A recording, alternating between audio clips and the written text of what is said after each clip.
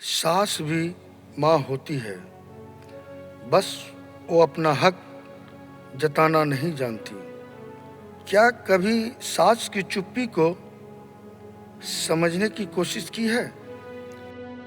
जो हमेशा सबके लिए कुछ न कुछ करती है, पर कोई उसके लिए कुछ कहता नहीं। सास भी औरों की तरह एक औरत है, जो चाहती तो बहुत कुछ पर कहती कुछ नहीं।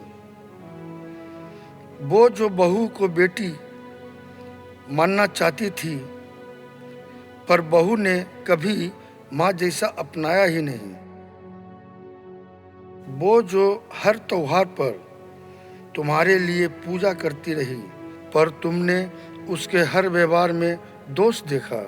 उसने तो बस अपनापन दिखाया था, पर उसे सिर्फ सास का तमगा मिला। सास जब माँ बनना चाहती है, सास जब माँ बनना चाहती है तो अक्सर उसे शक की निगाह से देखा जाता है। वो जो बेटा बड़ा करते करते खुद को मिटा देती है, वो एक दिन खुद बेटे से दूर हो जाती है, सिर्फ इसलिए कि अब उसकी जिंदगी में कोई और पहली औरत बन गई है।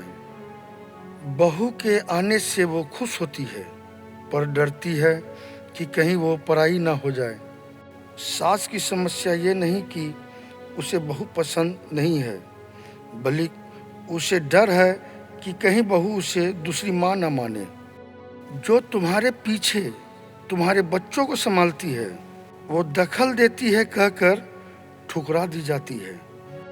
जो रसोई में तुम्हारी आदतें सीखने की कोशिश करती है, उसे पुराने जमाने की औरत कहकर नज़रअंदाज किया जाता है।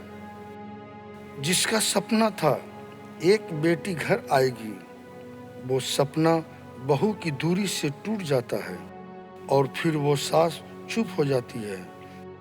कभी उसकी थाली में खाना परोस के देखो, जिसने जिंदगी भर सबको परोसा है। कभी उसके पास बैठो, जो तुम्हारे आने के बाद सबसे ज्यादा अकेली हो गई है।